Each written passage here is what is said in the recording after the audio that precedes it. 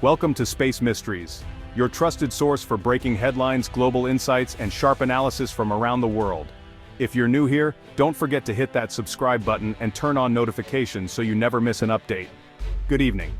Tonight we bring you a story that changed the course of American history, a decision that sent shockwaves through every corner of the nation. We're talking about a tariff that didn't just nudge the economy, it shattered it, leaving entire communities reeling in its wake. With a single bold signature, the Trump administration imposed a staggering 50% tariff on all imported goods. It was a move that stunned economists and business leaders alike. 50%, not a tweak, a wrecking ball. It was as if the foundation of American commerce was smashed overnight. The idea? Make America strong again by protecting domestic industries. The result? Economic chaos on a scale not seen in generations. Overnight, prices on everything not made in your backyard soared. Phones, cars, clothes, coffee.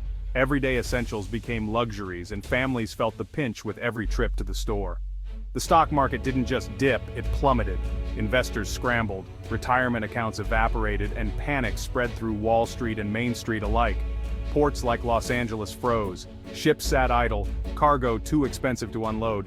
The arteries of global trade clogged and the flow of goods ground to a halt. The supply chain snapped. Small businesses relying on imported parts were crushed, unable to compete or even keep their doors open. A furniture maker in Ohio? Costs exploded, forcing layoffs and shuttered workshops. Generations of craftsmanship threatened by a single policy. A tech startup in Austin? On life support as critical components became unaffordable or simply unavailable. Dreams of innovation put on indefinite hold. This wasn't a theoretical debate, it was a brutal reality for millions. Families struggled to pay bills, jobs vanished, and hope faded. And here's the kicker, this was intentional. The administration ignored every warning from economists, business leaders, and even allies abroad. They promised jobs and a manufacturing revival. Instead, the policy boomeranged, hitting Americans hardest and leaving factories emptier than ever. The economy was left in ruins, and the country was left asking, what were they thinking? Main streets became ghost towns, and uncertainty ruled the day. The dust settled on a shattered landscape. Once thriving towns now faced a future filled with doubt and hardship. The pain was immediate, the consequences severe. For many, the American dream felt further away than ever before, and this was just the beginning. The true cost of the tariff would ripple for years, reshaping lives, industries, and the nation itself. Why would anyone do this? The answer, America first. The logic was simple. Other countries were taking advantage, so make foreign goods unaffordable and force companies to manufacture at home. It played on nostalgia for a lost era of factory jobs and national pride. The 50% tariff was sold as tough love, a shock to bring back American industry. But the world isn't that simple. Modern economies are webs, not islands. American products rely on global parts. The tariff hit every link in the chain. It was like tripling the price of flour, sugar, and eggs for a baker. Crippling, not helpful. The policy ignored automation, global supply chains, and consumer realities.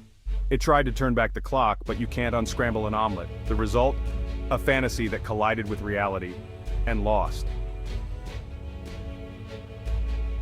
The impact on American factories was instant and devastating. Almost overnight, the hum of machinery faded and the once busy factory floors fell silent.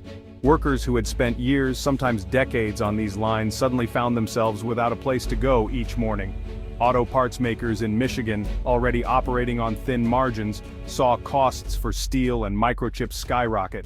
The price hikes rippled through every stage of production, making it nearly impossible to keep up with global competitors. Factory owners faced a grim choice: go bankrupt or pass those soaring costs to automakers, who in turn had no choice but to raise car prices for consumers. Suddenly, a Ford F-150 cost as much as a luxury car. Sales collapsed as buyers balked at the new prices, leaving dealership lots eerily empty.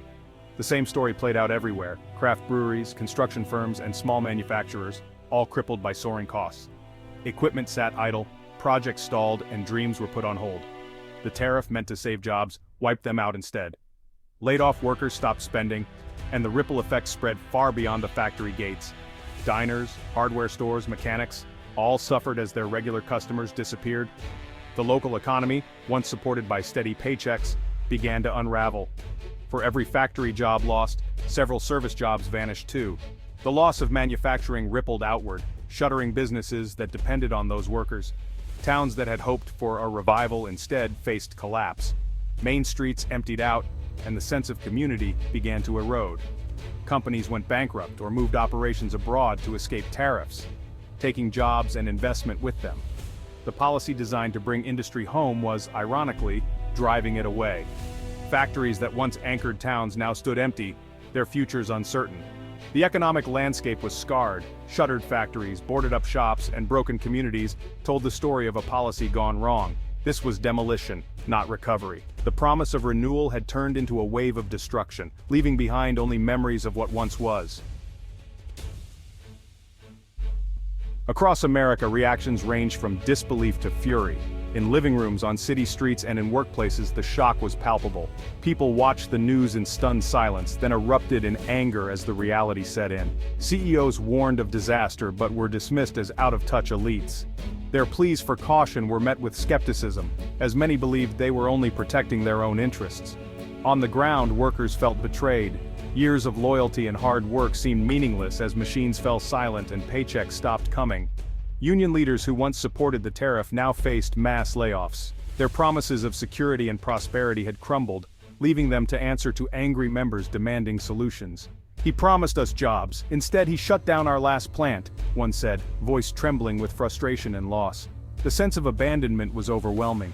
Politicians split, some doubled down, others panicked as their states collapsed. Debates grew heated, with accusations flying and alliances fracturing under the pressure. The political fabric tore apart, rallies turned into shouting matches, and neighbors found themselves on opposite sides of a widening divide. For everyday Americans, the pain was personal. Grocery bills soared, basic goods became luxuries, and dreams of a new car or home repairs vanished. Families cut back on essentials, stretching every dollar and worrying about what tomorrow would bring. Paychecks stayed the same, but everything cost more. The gap between income and expenses grew wider, forcing tough choices and sacrifices. The economic debate was no longer abstract, it was survival. Every conversation at the dinner table revolved around how to make ends meet, how to keep the lights on, and how to protect what little was left. Anger grew, not just politically but in daily life. Tempers flared in grocery aisles, at diners, and on crowded buses, as stress and uncertainty took their toll. The sense of betrayal was everywhere. From small towns to big cities, people felt let down by leaders and institutions they once trusted. The country was divided, but united in hardship. No matter their background, Americans shared the same anxieties, waiting in long lines at food banks and hoping for relief. The crisis was no longer a headline, it was at every kitchen table. Children sensed the tension, parents tried to shield them, but the worry was impossible to hide. The policy's defenders grew fewer as the pain spread. Once confident officials now faced empty rooms and skeptical crowds, their words ringing hollow. The nation's patience was running out. With each passing day, frustration mounted, and the call for real change grew louder, echoing from every corner of the country. As the crisis deepened, a group of U.S. senators fled to Canada, not for vacation but in protest. Senators from Ohio, Michigan, Pennsylvania, both parties, said they could no longer be complicit. They set up a government in exile in Toronto, vowing to work with allies to find a solution. Canada granted them temporary asylum, an unprecedented move. The senators held press conferences, warning the world of America's self-inflicted disaster. Back home, reactions were explosive. Some called them traitors, others hailed them as heroes. Canadian Caucus of Cowards trended online, but many saw them as the only sane voices left. Their flight became a symbol of just how broken American politics had become. The system had failed, and leaders were literally running for the border. America's crisis was now global news. Canada watched in alarm as America's chaos spilled over. The U.S. tariff devastated Canadian exporters, lumber, auto parts, everything. Canada retaliated, but it was a losing battle. The arrival of American senators put Canada in a diplomatic bind. Trudeau's government offered safe harbor, hoping for a quick resolution. Behind the scenes, Canadian diplomats scrambled to build a global coalition. Canadians felt sympathy and anxiety, worried about economic fallout and instability. Toronto became a hub for exiled Americans and global media. Canada, usually the quiet neighbor, was thrust into the spotlight. It tried to talk sense into a superpower in crisis while protecting its own interests. The world was watching and waiting. The world's response was swift and fierce. The EU hit back with massive tariffs on American goods, Harleys, bourbon, jeans. Allies condemned the US, and a global trade war erupted. Asian economies like Japan and South Korea reeled. Their markets crashed. China seized the moment, signing new trade deals and positioning itself as the new global leader. The World Trade Organization was sidelined as the US ignored its rulings. Decades-old alliances strained as economic conflict spilled into diplomacy. America's America First became America Alone. The world adapted, building new supply chains that bypassed the US. The global order cracked, and America was left isolated. The rest of the world moved on. The question: could America find its way back? The stakes had never been higher. With the economy in free fall, the only solution was to reverse the tariff, completely and unconditionally. Admitting the mistake would be humiliating, but essential. Without it, recovery was impossible. Next, rebuild trust at home and abroad. That meant targeted aid for devastated industries, retraining workers, and investing in infrastructure. Internationally, the US would need to apologize, rejoin trade agreements, and prove it could be trusted again. Rebuilding relationships would take years of patient diplomacy. The crisis exposed the folly of isolationism in a connected world. Real strength comes from building bridges, not walls. The ship wasn't sunk yet, but it needed a new captain and a new map. Recovery would be slow and difficult. The tariff didn't just pause the economy, it broke it. Factories closed, workers left, supply chains shattered. Rebuilding would take a generation and a new approach. The future lay in innovation. High-tech manufacturing, renewables, AI. That meant investing in education, research, and skills. America couldn't compete by being the cheapest, but by being the smartest. The crisis also left deep scars, dividing communities and eroding trust. Healing would require honesty, shared prosperity, and a sense of unity. But there was hope. America had bounced back before. The spirit of innovation and resilience was still alive. If the country could learn from its mistakes, it could build something better. The road would be hard, but the future was still unwritten.